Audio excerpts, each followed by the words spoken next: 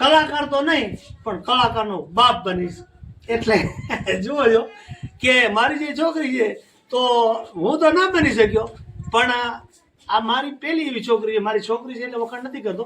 ખુશીબેન સાથે વાતો કરતા ખૂબ જ મજા આવી અને એમના જીવનની આખી આપણને કથા કીધી, સ્ટોરી કીધી કે સંગીત લાઈનમાં એમના પપ્પાનું એક સપનું હતું કે સંગીત ક્ષેત્રે મારે આગળ જવું છે, પણ કોઈ કારણસર કદાચ પોતે સ્ટેજ સુધી ના પહોંચી શક્યા. ત્યારે પોતાની દીકરીને એક એવી ઘરે જ પોતે તૈયાર કરી કે બેટા આમ નહીં આમ ગવાય, આના પછી આ ગવાય, એવી રીતના તૈયાર કરી અને ડાયરેક્ટ સ્ટેજ ઉપર પહોંચાડનાર એ પિતા કે જેનું નામ છે બીજલભાઈ રબારી. તો આપણે મળીએ બીજલભાઈને.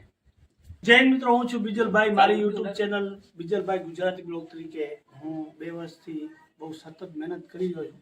પણ કે છે ને કે મિત્રો કોઈ પણ ક્ષેત્રમાં માણસ ચમકે, જે મોર પીછાથી રડિયામણો લાગે છે, કોઈ પણ દુનિયાનો માણસ હોય પણ એની પાછળ જો કોઈ ચાહના ન હોય તો એ મહેનતમાં અધુરાશ હોય છે.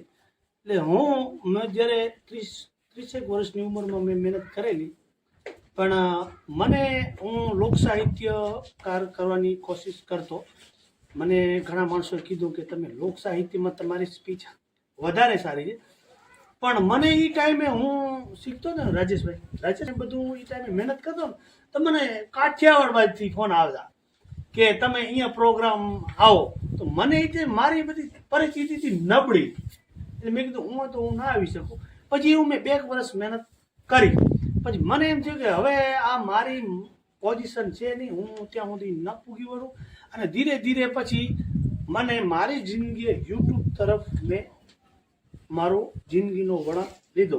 અને પેલી એક વાત તમે સાંભળી છે, કોઈ સંત મહાત્માએ આશીર્વાદ લેવા ગયા કલાકાર, તો આશીર્વાદ આપતે કીધું કે બેટા તું કલાકાર તો નહીં પણ કલાકારનો બાપ બનીશ.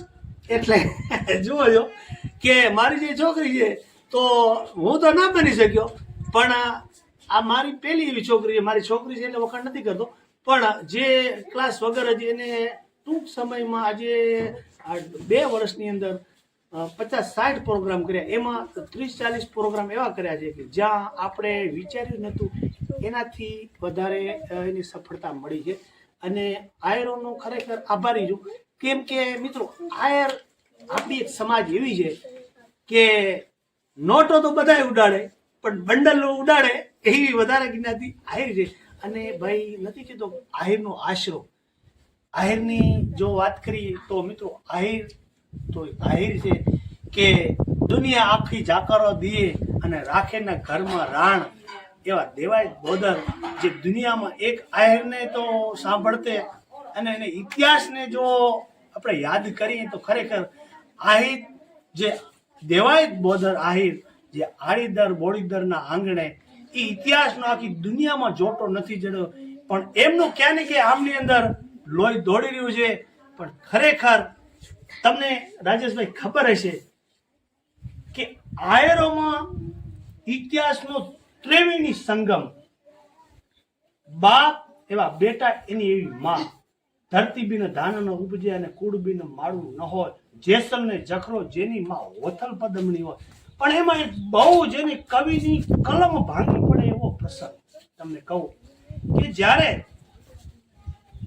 દીકરાને બોલાવવામાં આવ્યો કે બેટા તારું શું જાય છે પણ તારું હું છે ને માથું ઉતારી લેવામાં આવશે, ત્યારે કવિની કલમ એમ કહેતી હતી કે બેટા તું વરી જા, તને છે ને ત્યાં તારી દુર્દશા થવામાં આવશે.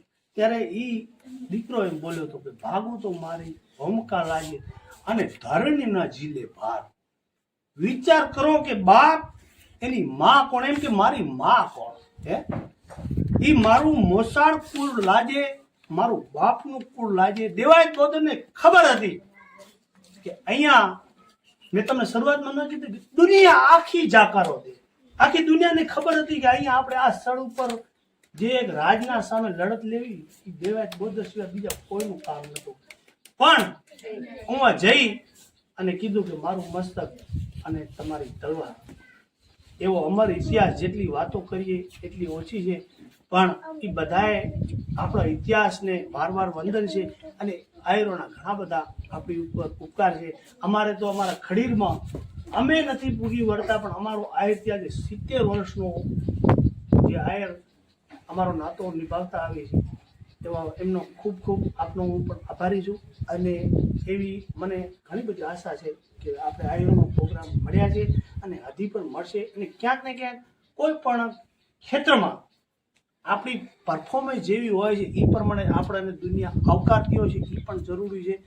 તો આવી રીતે મુરલીધરને પ્રાર્થના કરું કે ઘણી બધી સફળતા મળી છે, આગળ મળતી રહે છે. એ વડવાળા પાસે પણ દિલથી પ્રાર્થના છે અને ઘણા બધા પ્રોગ્રામ મળી રહ્યા છે. જેટલું અમે વિચાર્યું નહોતું એનાથી વધારે મળી જાય છે. અને તમારો હું દિલથી ખરેખર આભાર માનું છું કે વાલા થોડો હરખ તો દેખાડ બઢેલા ને ના તું બહાર ક્યાં રમી આવ્યા તો મેરા હાથ લડી હે ઊંચી હે નારી ઉજડી અને જળ ભરવાને જાય રે ને કાંટો વાગ્યો જો ને પ્રેમનો પછી તો યુભી જો લાખાય મારી આંખે યુ જાગરા દીન હે રાત ક્યાં રમી આવ્યા તમે રાત લડી. કે બેનની ગાયકીમાં જ એક જેને કહેવાય ને માટીના સૂર, કે કોઈ પણ જાતનું સંગીતના ક્લાસ વગર ડાયરેક્ટ આવું સરસ મજાનું ગાવું, એ પણ કુદરતની ભગવાન વડવારાની કૃપા હોય તો જ ગવાય. નકર અત્યારે કલાકાર ઘણાને બનવું છે પણ કલાકાર બનાતું નથી, તો જન્મે છે. કારણ કે તમે શીખી અને જે ગાતા હો એમાં અને જે તમને જન્મથી મળેલું હોય અને એ જે સૂર તમે પ્રેક્ષકોની સામે રજૂ કરો, એમાં ઘણો બધો ફરક હોય છે. એવો જ આપણને અહીંયા એક માટીનો કણ, જેને માટીનો સૂર કહી શકાય, માટીના સુરીલા સૂર સાથે અમારી આજની મુલાકાત. ખૂબ મજા આવી. બેન, તમારો ખૂબ ખૂબ આભાર કે તમે તમારો કિંમતી સમય ફાળવી અને અમારી સાથે આજની અમારા યુટ્યુબ ચેનલમાં મુલાકાત કરી. અમારા દર્શક મિત્રોનો પણ બધાનો ખૂબ ખૂબ આભાર કે અમારા વિડીયોના અંત સુધી જોડાયા. આપની લોક ગાયિકા ખુશીબેન રબારીને જણાવતા ખૂબ જ આનંદ થઈ રહ્યો છે કે શિવ સ્ટુડિયો ચોરડ તે ચેનલને લાઈક, શેર અને સબસ્ક્રાઇબ કરો અને